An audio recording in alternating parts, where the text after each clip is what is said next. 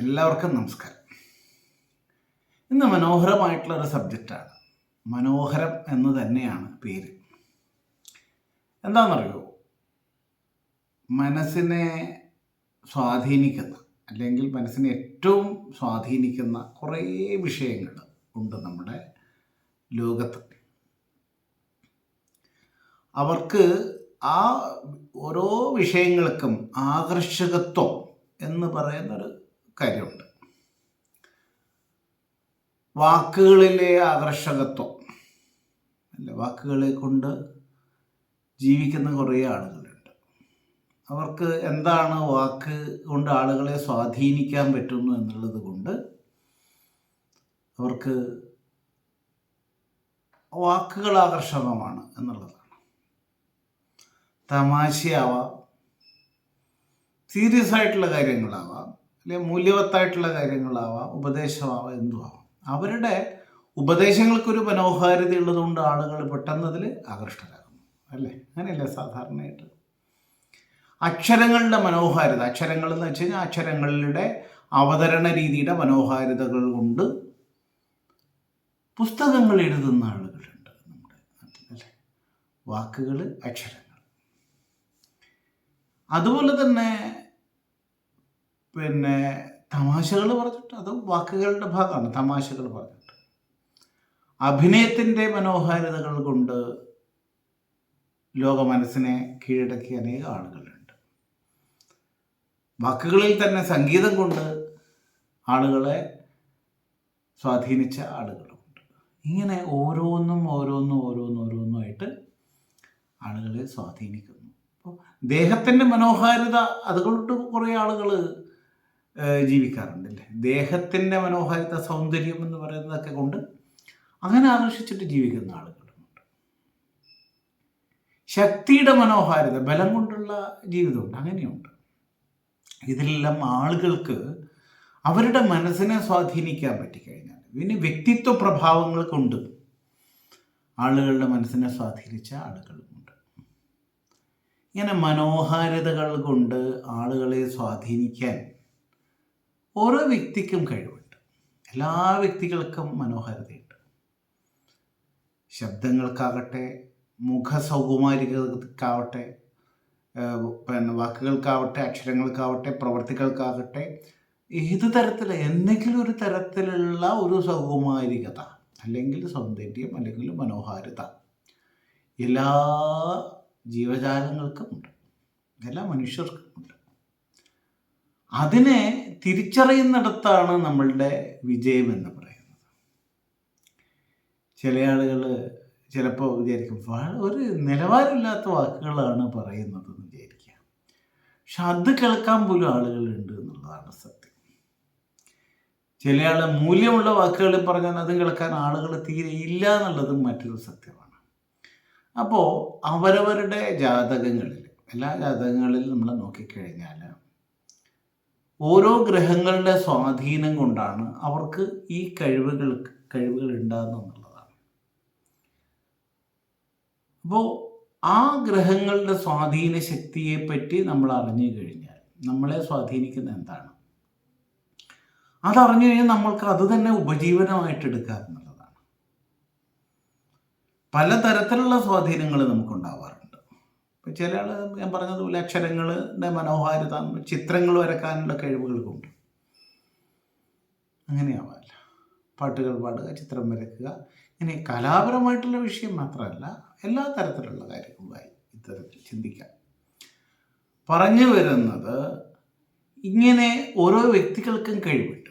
ചില ആൾക്ക് വിനയം കൊണ്ട് ആളുകളെ കീഴടക്കിയ ആളുകളുണ്ട്. മേധാവിത്വം കൊണ്ട് ആളുകളെ കീഴടക്കിയിട്ടുണ്ട്. വശ്യത കൊണ്ട് ആളുകളെ കീഴടക്കിയിട്ടുണ്ട്. അങ്ങനെ പലതരത്തിൽ ആളുകളുടെ മനസ്സിനെ കീഴടക്കിയിട്ടുണ്ട്. പലപ്പോഴും പല വീഡിയോകൾ നമ്മൾ കാണാറുണ്ട്. ആ വീഡിയോയിലുള്ള എന്തെങ്കിലും ഒരു മനോഹാരിതയായിരിക്കും നമ്മൾക്ക് അത് വീണ്ടും കാണാനുള്ളൊരു തോന്നലുണ്ടാകുന്നത്, അല്ലേ? അങ്ങനെ ഉണ്ടാവാറില്ലേ? പാചകങ്ങളുടെ മനോഹാരിത, ഇങ്ങനെ ഏത് തരത്തിലായാലും ആളുകളെ സ്വാധീനിക്കാനുള്ളൊരു കഴിവ് എന്ന് പറയുന്നത് അതൊരു വിശേഷപ്പെട്ട കഴിവാണ്. അപ്പോൾ ജാതകത്തിൽ ഇത്തരം ഗ്രഹങ്ങളുടെ സ്വാധീനം, മേധാശക്തിയുടെ സ്വാധീനം, ഉപദേശത്തിൻ്റെ സ്വാധീനം, അറിവിൻ്റെ സ്വാധീനം, ഇങ്ങനെ പലതരത്തിൽ ജാതകങ്ങളിൽ ഓരോ ഗ്രഹങ്ങളെ കൊണ്ടും നമുക്ക് അറിയാനായിട്ട് പറ്റും. അങ്ങനെ ഗ്രഹങ്ങളെ കൊണ്ട് നമ്മൾ അറിയുമ്പോൾ അത് തന്നെ നമ്മുടെ പ്രവൃത്തിയായിട്ട് മാറുമ്പോൾ അവിടെ ഒരു വിജയം നമുക്കുണ്ടാകുമെന്നുള്ളതാണ് മനസ്സിലാക്കേണ്ടത്. ഇങ്ങനെ സ്വാധീനിക്കുന്ന ഗ്രഹങ്ങളെ കണ്ടെത്താൻ പല വഴികളുണ്ട്. ഒരു വഴികളല്ല, പല തരത്തിലാണ് സ്വാധീനിക്കുന്നത്. അങ്ങനെ ചിന്തിക്കാം നമുക്ക്. അപ്പോൾ പലതരത്തിൽ സ്വാധീനിക്കുക ഞാൻ പേഴ്സണാലിറ്റി കൊണ്ട് സ്വാധീനിക്കുക എന്ന് പറഞ്ഞു. ആ പേഴ്സണാലിറ്റി തന്നെ 9 ഗ്രഹങ്ങളുടെയും ഒരു തത്വം അടങ്ങിയിട്ടുണ്ട്. ആ 9 ഗ്രഹങ്ങളുടെയും തത്വം, സൂര്യൻ മേധാവിത്വം കൊണ്ട് ശരിക്കും ആളുകളെ കയ്യിലെടുക്കാൻ പറ്റിയ ആളാണ്. മേധാവിത്വമാണ് അത്, അവരുടെ മുഖപത്രം തന്നെ അതാണ്. ചന്ദ്രൻ്റെ വാത്സല്യമാണ്, അല്ലെങ്കിൽ പാചകമാണ്, അങ്ങനെയുള്ള കുറച്ച് കാര്യങ്ങളായിരിക്കും ചന്ദ്രൻ. അതിഥി സൽക്കാര്യം, വാത്സല്യം, അങ്ങനെയുള്ള കാര്യങ്ങൾ. ചൊവ്വയ്ക്ക് സാഹസം, പരാക്രമം, ശക്തി, ഇതൊക്കെയാണ്. ബുധന് വാഗ്മിത്വം, വ്യാഴത്തിന് പാണ്ഡിത്യം, ഉപദേശം, ഇതൊക്കെയാണ്. ശുക്രന് ആകർഷകത്വം, സൗന്ദര്യമാവാം, അങ്ങനെ പലതരത്തിലുള്ളത്, കലാപരമായിട്ടുള്ളതൊക്കെ ആവാം. ശനിക്ക് കൂടുതൽ പണിയെടുക്കുക എന്നുള്ളത് ഒരു ഇതാണ്. ആളുകളെ ഏത് തരത്തിലും സഹായിക്കുക, ദാസവൃത്തി ചെയ്യുക, കൂടുതൽ കഷ്ടപ്പെടുക എന്നൊക്കെയുള്ള തരത്തിൽ. ചില ആളുകൾ അതുപോലെ രാഹുവിനെ സംബന്ധിച്ചിട്ട് നമ്മൾ പ്രത്യേകിച്ചിട്ട് പറയാമെന്ന് വെച്ച് കഴിഞ്ഞാൽ അവരുടെ റൂട്ടൊക്കെ ചില സമയത്ത് ആൻറ്റി ക്ലോക്ക്വൈസ് ആയിട്ട് പോകുന്ന ഗ്രഹങ്ങളാണല്ലോ രാഹു. വിപരീത രീതിയിൽ പോയി സഞ്ചരിച്ചിട്ട് അവർ ആളുകളെ സ്വാധീനിക്കും. എല്ലാവരും പോകുന്ന വഴി കൂടെ അവർ പോവില്ല, രാഹുക്കൾ കേതുക്കളും പോവില്ല. അപ്പോൾ വളഞ്ഞ വഴിക്കുള്ള കാര്യങ്ങൾ ചെയ്യുക, അവർക്ക് വളഞ്ഞ വഴി എളുപ്പത്തിൽ പിന്നെ കയ്യിലെടുക്കാൻ പറ്റും. അങ്ങനെ അതുപോലെ തന്നെ വളരെ ആഴത്തിൽ ഒരു സബ്ജക്റ്റിൽ ആഴത്തിൽ പോവുക, അങ്ങനെയുള്ള രീതിയൊക്കെ കേതുവിനെ കൊണ്ട് ചിന്തിക്കാൻ പറ്റും. ഇങ്ങനെ ഒരു ഗ്രഹങ്ങളുടെ സ്വാധീന ശക്തി കൊണ്ടുള്ള ഒരു മനോഹാരിത നമുക്കുണ്ടാക്കാം, അല്ലെങ്കിൽ തിരിച്ചറിയാൻ പറ്റും.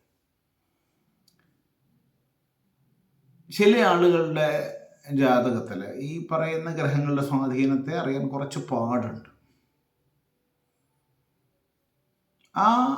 അത് ജാതകത്തിൽ വേറെ വല്ലയിടത്തും പ്രാധാന്യമായിട്ട് കാണും. അപ്പോൾ അവരുടെ പറഞ്ഞതുപോലെ പ്രവൃത്തി എന്നുള്ള അർത്ഥത്തിൽ 10ാം ഭാവം കൊണ്ട് അറിയാവുന്ന കുറേ കാര്യങ്ങൾ. എപ്പോഴും ജ്യോതിഷത്തിലെ വളരെ പ്രധാനപ്പെട്ട ഒരു രഹസ്യമുണ്ട്. എന്താണെന്ന് വെച്ച് കഴിഞ്ഞാൽ ഏത് ഭാവത്തിനും 10ാം ഭാവം എന്ന് പറയുന്നത് ആ ഭാവത്തെ ആക്റ്റീവ് ആക്കുന്ന ഭാവമാണെന്നർത്ഥം. അപ്പോൾ ഏത് ഭാവത്തിൻ്റെ 10ാം ഭാവം എടുക്കാം, അത് ഏത് വിഷയത്തിലാണ് ആക്റ്റീവ് ആവുക എന്നുള്ളത്, അല്ലെങ്കിൽ അതിനെ ആക്റ്റീവ് ആക്കുന്ന ഒരു ഭാവം തന്നെ 10ാം ഭാവമാണെന്നാണ് അർത്ഥം. 10ാം ഭാവം ആക്റ്റീവായിട്ടുള്ള ഭാവമാണ് ശരി. അപ്പോൾ ഇങ്ങനെ 10ാം ഭാവം എടുത്തിട്ട് അതിനെ കൊണ്ട് നമ്മൾക്ക് ഈ പറഞ്ഞ സ്വാധീനത്തിൻ്റെ ചില വിഷയങ്ങളെ മനസ്സിലാക്കാൻ പറ്റും. അപ്പോൾ ഓരോ ജാതകങ്ങളിൽ നിന്നും അത്തരത്തിലുള്ള ദോഷങ്ങളെ, അല്ലെങ്കിൽ ഗുണങ്ങളെ, അല്ലെങ്കിൽ സ്വാധീനങ്ങളൊക്കെ തിരിച്ചറിയുന്നിടത്താണ് ഒരു ജാതകത്തെ നമ്മൾ അറിയുക എന്ന് മനസ്സിലാക്കേണ്ടത്.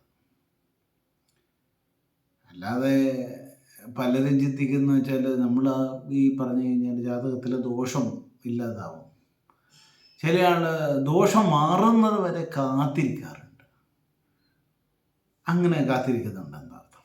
ഈ ചില കാര്യങ്ങൾക്ക് കാത്തിരിക്കാം, നമുക്ക് കാത്തിരിക്കേണ്ടി വരും. ഇപ്പോൾ പിന്നെ തേങ്ങ വെയിലത്ത് ഉണക്കണം, നമുക്ക് അങ്ങനൊരു ഇതുണ്ട്. അപ്പോൾ വെയിലില്ലാത്തത് അങ്ങനെ എന്ത് ചെയ്യാൻ പറ്റും? അപ്പോൾ വെയിലില്ലെങ്കിൽ അതിലുള്ള സംവിധാനം ഡ്രയറൊക്കെ ഇട്ട് ഇപ്പോൾ അല്ലേ, ആധുനിക കാലത്ത് അങ്ങനെയൊക്കെ ഉണ്ട്. മുൻകാലങ്ങളിൽ കാത്തിരിക്കേണ്ടി വരും. അപ്പോൾ ഇങ്ങനെ ആധുനികമായിട്ടുള്ള സംവിധാനത്തിൽ കുറേ ദോഷങ്ങൾ എന്ന് വെച്ചാൽ പല കാര്യങ്ങളും നമുക്ക് മാറ്റിയെടുക്കാൻ പറ്റുന്നുണ്ട്.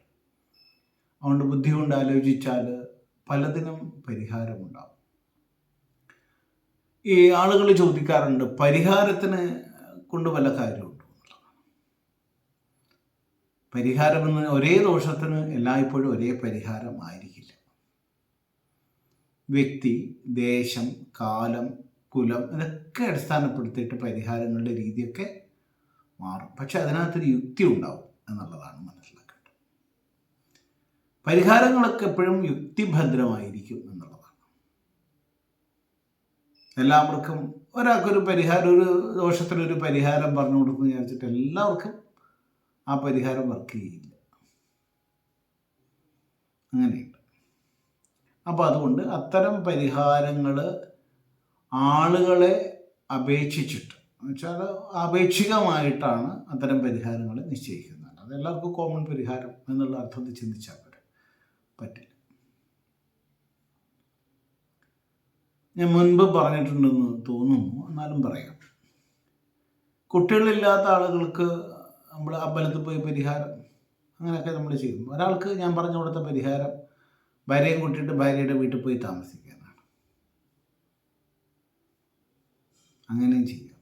ഞാൻ പറഞ്ഞു വരുന്നത്, പരിഹാരങ്ങൾ യുക്തിഭദ്രമായിരിക്കണം. എന്താണ് അതിൻ്റെ റീസൺ എന്നറിഞ്ഞിട്ട് വേണം പരിഹാരം ചെയ്യാൻ വേണ്ടിയിട്ട്.